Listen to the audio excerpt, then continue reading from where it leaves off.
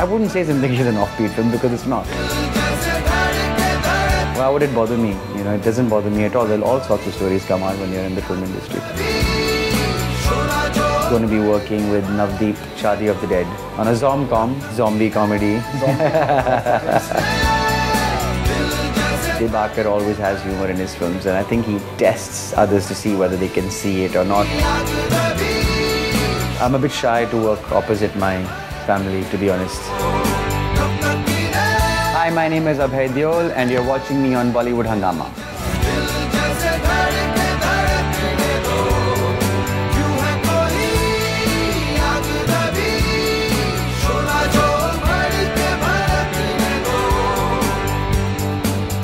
We have with us today Abhay Deol, one of the most promising actors of his generation. Wonderful to have you back on Bollywood Hungama, first of all. Thank you.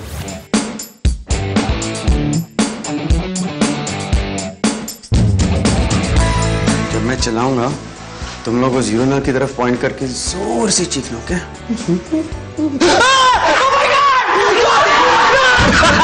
We saw your music launch of Zindagi Na Milegi Dobara, and you were having fun with Farhan Akhtar and Katrina As long as it looks like we're having fun. In fact, we did a live webcast on Bollywood Hungama. Yeah, we got a superb, in fact. Yeah? It went really, really well. It was raining and all those stuff, but I think the fans really enjoyed it. Yeah. That's what the feedback that we've got. It was really crowded as well. So it's nice to see a full auditorium and stuff like that.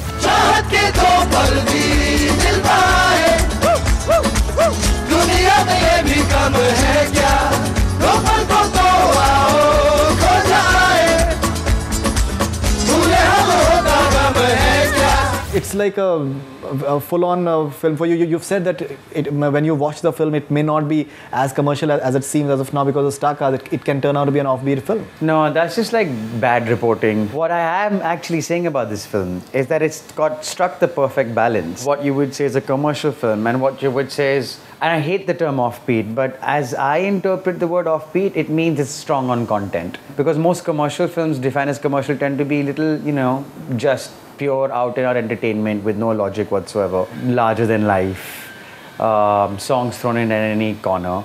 That's what I am defining commercial as. So it's not a very good definition of what is commercial. So you have to understand what I'm trying to say. Like, this film is definitely a commercial film because, you know, it's got the songs, as most commercial films have. It's got the comedy, it's got the drama. It's kind of very much formula. But at the same time, it doesn't treat the audience as fools. Strong on content, you know. At the same time, the characters are relatable. They're not necessarily larger than life. So it's the perfect balance. Like, I think a Devdi was the perfect balance, you know. It had all the commercial elements in it, but at the same time, it had something new and something original. तौबा तेरा प्यार तेरा emotional अत्याचार तौबा तेरा जलवा तौबा तेरा प्यार तेरा इमोशनल अत्याचार. Devdi, I think that premise was very different, and the music was totally different. This is falling more into the, when you see the Senorita and everything, it's like more conventional. And yeah, that's what I mean. So this film has the conventional aspects to it. But I'm saying Devdi became a commercial mainstream hit, didn't it? It did. So that's what I'm going by that argument and saying it was a mainstream film. So similarly, I'm saying Zindagi Na Milegi Dobara is also a mainstream film. Right. But at the same time, it's strong on content, and the characters are necessarily larger than life, which you would expect in a typical formula film. So I wouldn't say it's typical, but then I would say that's also its selling point, you know. But what is being reported as an offbeat is completely false. I never said that. I wouldn't say Zindagi is an offbeat film because it's not.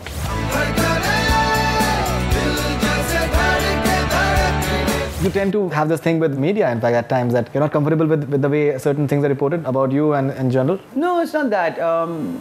I think sometimes it's just made into something else. You know, you say something, but it's interpreted as another way. And also, a lot of times, people will not necessarily give your quote unquote. They'll use you and make it look like you're quoting something, but it's actually their interpretation of what you've said. So then what do you do at that point? The voiceover and the music in the background and stuff like that, right? Forget the voiceover music, I'm talking about purely writing, you know, and it's like, I'm like, hey, I never said that. And then you realize, oh, okay, I said something which could be interpreted as that, and now these are the words of the writer, not my words, and it could mean something completely different, you know, in the ballpark of what you've said, but means something completely different. So I have nothing with the media. The media has been good to me.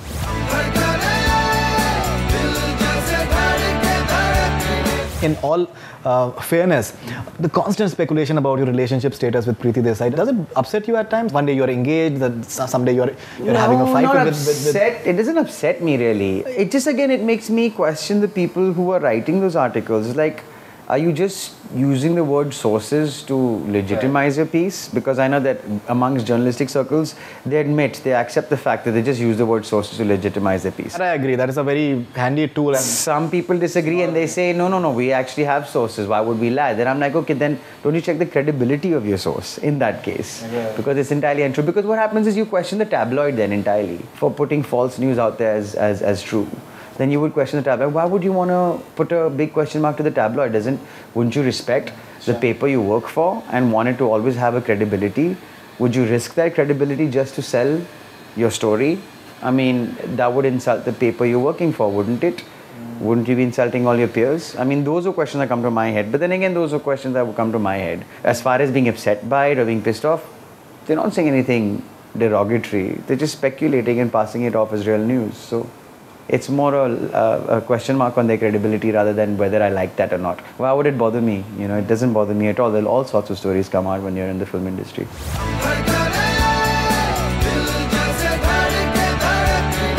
This thing being made about comparisons with Hangover and Dil Chahta Hai as far as Zindagi Na Milegi Dobara. I've been reading quite a few. You've been asked this question again and again. But you know, the Dil Chahta angle somewhere is familiar. The three guys on a trip, enjoying themselves, and Three guys on a trip. There's several movies made on three guys on a trip. Farhan Akhtar it becomes a common factor, and certain things seem like, even Rock On, you can say that it can be a Dil Chahta Hai in a way as well. Yeah, I mean, you could compare Rock On to Dil Chahta Hai for that matter, yet it was not at all Dil Chahta Hai. So similarly, neither is this film a Dil Chahta Hai. I've been saying, no, it's not. Then I don't want to sit and justify as to why it's not. The fact is, it's a different story altogether. If you're finding anything similar between the two, it's just superficial. So like you said, three guys on a trip.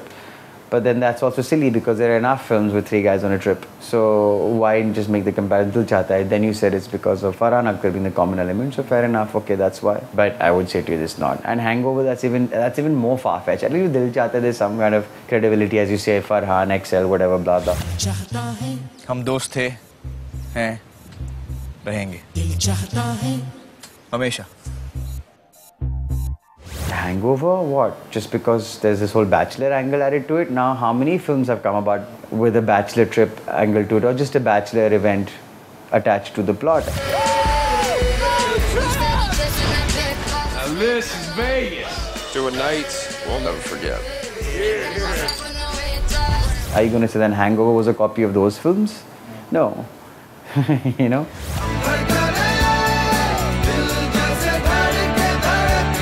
Okay, now you're doing a lot of stuff. I think Singularity, you're doing Singularity right now. How is that experience? It's going on. They haven't completed shoot yet. Right. There's that. There's Shanghai with Dibakar Banerjee. Going to be working with Navdeep again on a Zomcom. Zomcom? Yes. What exactly is that? Zombie comedy. Zombie comedy. That's interesting. A Zomcom, yeah. So I'm quite excited about that. So what exactly is there in that Zomcom? What is it called? No, it's just a working title, Shaadi of the Dead.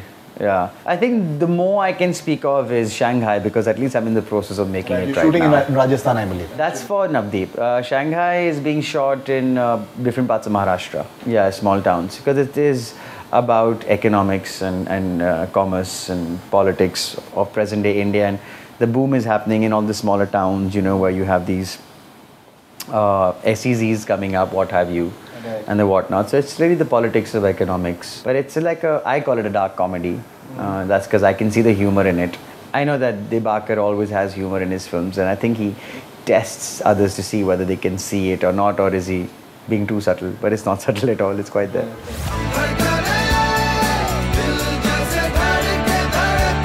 What happened to Abhay Deol, the producer? Still around, developing stuff at the moment. Yeah, developing a script. So Devdi was my last concept treatment note. Now I've come up with a new one and I have to just have my writer write out a first draft for me.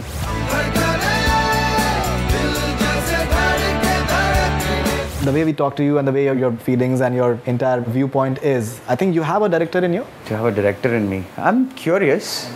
I don't have any plans, don't get me wrong. I'd like to experiment a little bit. Right now all my energy is into acting. I'm actually a little intimidated of directing because the one thing I know I find most tedious is sitting at the edit table, because I've seen them edit and it's like, how can you go over the same thing over and over and over again? You know what I mean? And as a director, I know that I will have to do that. So I'm still lazy in certain aspects of the field. I think I need to be a lot more interested in the film to do everything that's required. Like I see Zoya now once in a while, you know, whether at the dub or whatever, and she's been going to DI and she's at the edit and she's at the dub, and she just looks so tired, poor thing. And I'm like, see, that's why I don't want to get into directing, because I can see that the post-production can be a tedious process. And she's like, yeah, my dear, you'll have to live through it if you're going to get into directing. You saw Luck by Chance? You liked it? Yeah, I did. I actually saw it after I finished shooting.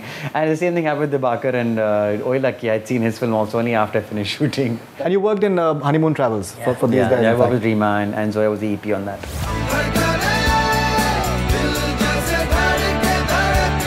Yamla Pagla Divana has become a huge hit. Can we see all the four duels getting together? Hopefully. I mean, one day. For me, it would have to be a fantastic script, you know, if I'm going to be working with my family. Also because I'm a bit shy to work opposite my family, to be honest. Okay. I don't know how I could play something other than who I actually am in front of them. So that's a big question mark to see if I can act in opposite my family or not. And all of them, they're very different in their own rights. Like, be it Bobby or Sunny, I think Yamla Pagla Divana, all of them, they came into their own. Dharamji was fantastic as well. Yeah, he was really good. यार तू खाम का बीच में घुसाता है यार.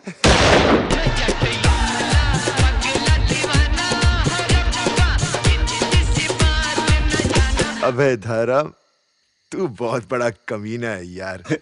You know, he's been wanting to get back into the scene a lot more, and I'd like to see him do a lot more work, you know. Hopefully, I mean, we are an industry which tends to idolize one person and just go for the one person and forget everybody else that came with a generation. Sure. So I'm hoping that more actors of his generation get work, including him, and then the audience gets to see them, because I think the audience wants to see more. I think Mr. Bachchan is pushing the envelope, like the way he is in Buddha Aur Tera Baap. I think he's looking damn good.